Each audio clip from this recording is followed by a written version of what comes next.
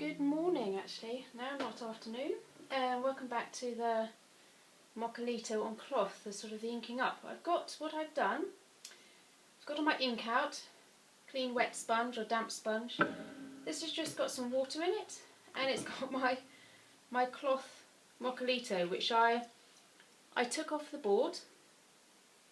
I found, this where individual choice. You could keep it on the board to ink up. I actually found it easier inking up off the board, and I've literally just chucked in a bucket of cold water to get that gum off, and you can see literally just squeezing it to make sure that gum arabic solution has come off. I can go display down here, just giving it a good squeeze so it is. Isn't that brilliant, your printing plate? So it's damp but not sopping wet. Now this is tricky, how to ink a piece of cloth. As I say, if you find it easier keeping it on the board, and that tends to keep it tauter for you, then please do so. There's no sort of right and wrong. The only thing with keeping it on the board, your gum tape or staples, whatever, will ink up, and you have to then take it off anyway to print as an individual cloth.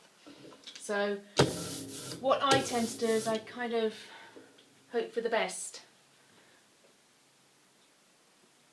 and take it off the board, and I've got the wetness of the cloth sticks to the glass, the plastic of your inking surface, and aids a little bit, but it is fiddly. So what I tend to do, this is just the black litho relief ink. This one is from Intaglio Printmaker. Nice thin layer, and I'm holding the backs so the cloth doesn't end up wrapping around your roller, and just ink up. The cloth is wet and I've got my damp sponge here to keep it damp. You'll notice sometimes with the first roll you can see some of the oil and water are resisting on my roller. Just keep working it and eventually your oil-based ink comes back to life. Notice the tram lines and things, we will try and get rid of those before we print it.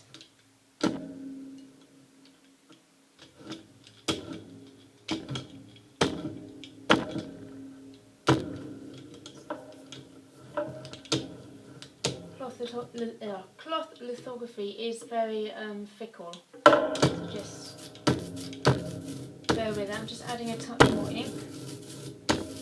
I'm also going to damp my cloth a bit more.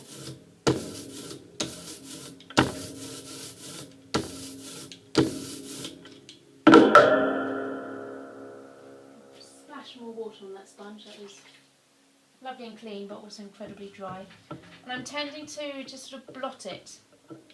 Blot it rather than wipe it, because by wiping it the cloth rucks up and it becomes really tricky.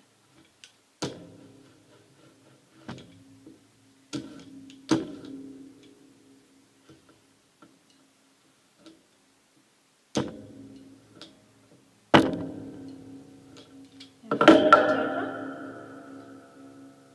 Go from the other side.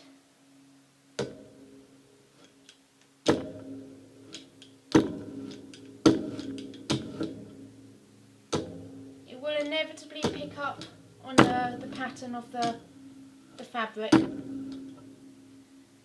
Gotta work with that.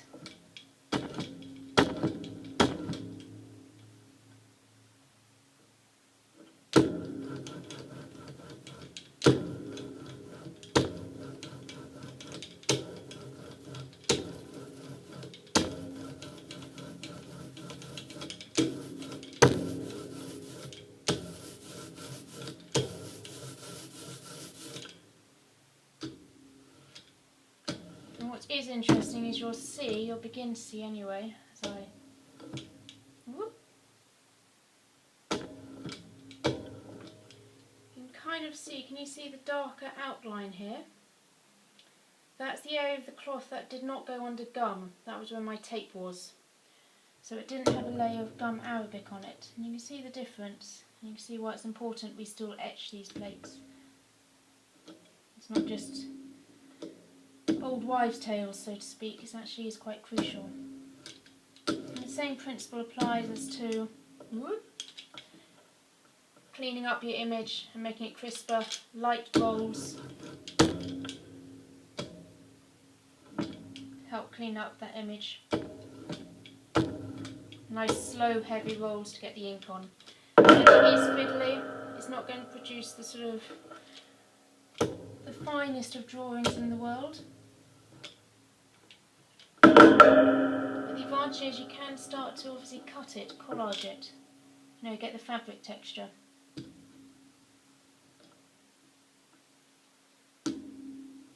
And get ready to print this soon. I'll be printing under a press. I would advise, because of the stretch of the fabric, it's quite difficult to hand burnish because the fabric wants to wiggle everywhere. So this is one of those ones, if you have access to a press, it's more than ideal really.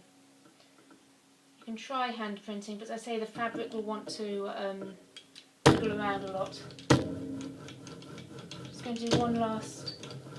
The fabric holds a lot of moisture, so your roller gets quite a bit of water on it, so you have to keep working it to sort of move that water off.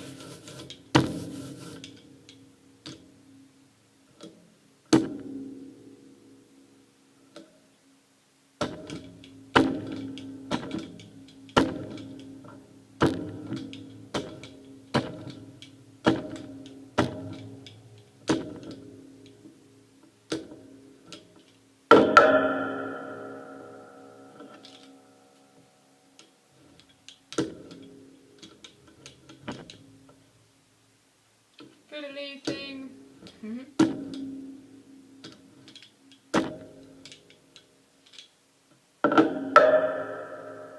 Okay, I'm going to go with that.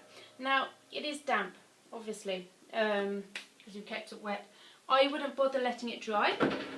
Instead, when you print it, pop a piece of tissue paper or something underneath on your press bed, just to protect your press bed from any ink coming through the fabric. It is fabric, so ink will come through the weave of the fabric. So just be aware of that. I'm just going to pop it there.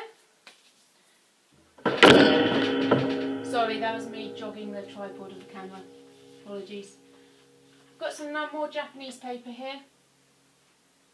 It's not super lightweight Japanese paper. I think this one was a sort of 70 gram, so I don't need to protect the back with any tissue paper. Very tight pressure to maximise.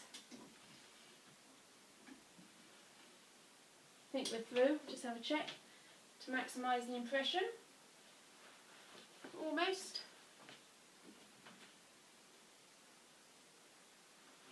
Let's see.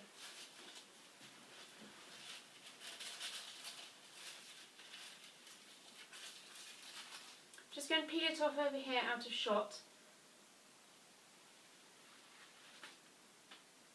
And bring it back. Just going to lay it down, move the roller. Okay, so you can begin to see what type of impression you can get. This isn't as clear as my first test run, which just shows, you know, I've done this a lot, but I'm still learning about it. The touche marks are quite strong. The little pen marks are in here, and we've got there's a fingerprint done with rubbing crayon. These tram lines, and I should have used a bigger roller to avoid the tram lines. I've got rubbing, lovely sort of ephemeral rubbing stick area. Some more lines here, another rubbing stick area there. If you remember from the first teaching cloth lithography workshop I did, I brought out a sample of the previous marks I've done. So it shows you can get them. It's not as stable as other lithography methods, so just be aware of that. Either work with it or, it's not for you. These marks are quite beautiful, and also you get a real nice grain of the fabric. Now the reason they might not have been strong enough, I might not have applied enough grease. It has to be really quite grease heavy. So therefore I didn't push enough of the crayon in. It might not have etched well enough, I might not have got enough gum in it, but I felt like I did. The inking, I might not have got my inking right. So there's so many possibilities within the realm of this sort of quite fickle art form. But if you look beyond the actual representation of marks, the advantage is you can start cutting the cloth. The cloth doesn't have to stay as a square. You can start fraying it, cutting it, sewing it, you know, sewing together bits of cloth, Moccolito, collaging them on the actual press to get sort of this cloth object-like quality. You know, you've got the threads coming apart there. It suddenly has a real weight about it, a real interesting weight. And the more you do it, and I've done, as I brought out the example last week, I've done quite a few with real successful representation marks, which is really beautiful. This one, for whatever reason, didn't work. As it worked in some elements, but it didn't work in others. And you know, that's fine. I'm okay with that. This is what these workshops are about. It's about trying to understand what might have gone wrong. So what I'll do is I will process another cloth lithograph in the next few days and get it etching, and we'll come back and see if that one prints cleaner. But again, it doesn't, you know, to me that doesn't bother me that much. It's about researching and learning. I know it can be done because I've done it many times in the past, which is always good, and I can see the huge potentials in this. Huge potentials. Just, you know, you just take your printing plate and scrunch it up. Already that is just, it's quite beautiful, because printmaking is so heavy and can't move it, you know, have to saw it, smash it, and then there's this very sort of delicate thing. And also, it might not be as clear on camera, but there are some real beautiful ephemeral marks going on, sort of ghost-like quality. And if you started combining this with a strong liner cut, or even Moccolito, or woodcut, the marks tend to have this, you know, they'll have this different quality about them that will really sing through. And that could be really beautiful. So it's about working with it and working with what you can get. So I hope that makes sense. I hope no one was too disappointed and expected a magnificent thing, but you got to see printmaking as what you can get from it and how it can be pushed and developed. So what I'll do is, I say, I'll go and do another one. I'm going to use a slightly bigger piece of cloth as well. It was quite small.